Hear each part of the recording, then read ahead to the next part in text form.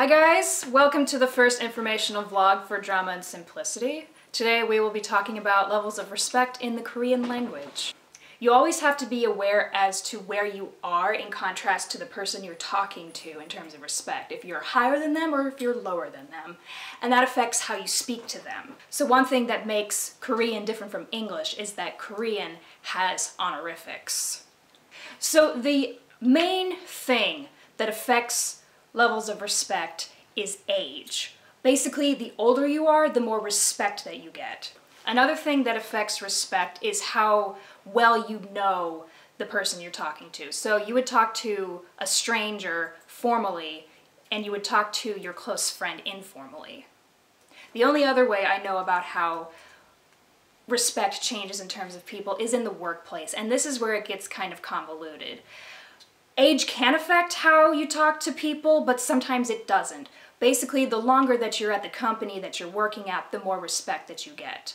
If you're first coming into a company, you would talk to everybody as if they are higher than you. And the term that you can use for that for coworkers that have been there longer, you call them sondae. And those people would refer to you as the hube. The main way in which respect is conveyed in the language is verb conjugations. The first one is present polite, which is a kind of a fail-safe conjugation. It can be applied for most people. The present polite conjugation sounds like oyo or ayo at the end of the sentence. The next conjugation I'm going to tell you about, which is the most formal, is deferential, in which at the end of the sentence you'll hear like a simida or an umida. You would use deferential when you're talking to somebody older than you, higher than you in terms of working time, or if you're talking to a large group of people. The absolute highest form of respect in verb conjugations is honorific deferential, which sounds like shimida.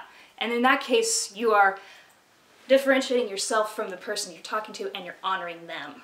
And then finally, there's informal conjugations. And I must admit, I know very, very little about informal conjugations because my teacher has not yet really taught us how to do that. It sounds like you're about to conjugate it in present polite, which is like oyo or ayo, except you take the yo off at the end. There are other instances where you'll hear like a ya at the end of it. So, for example, the word no is in present polite is anyo. And if you're informally conjugating it, it sounds like anya. Okay, so one thing that people do when they're getting sort of closer to a person is that they will attack a little term at the end of their name. So for acquaintances to moderately close friends, you would tack the term she at the end of their name. Now, if you get really close to the person, such as they're your close friend, they're like your younger brother or sister, they are your boyfriend or your girlfriend, you would tack the term a or ya at the end of their name. And it's kind of cute, so. Anyway, bringing this back to Drama and Simplicity, we are going to talk about how Jae-soo first addresses Dana when they first meet in Chapter 2. On one hand, he tacks the term she at the end of her name, which, you know, is kind of respectful, but he also talks to her informally.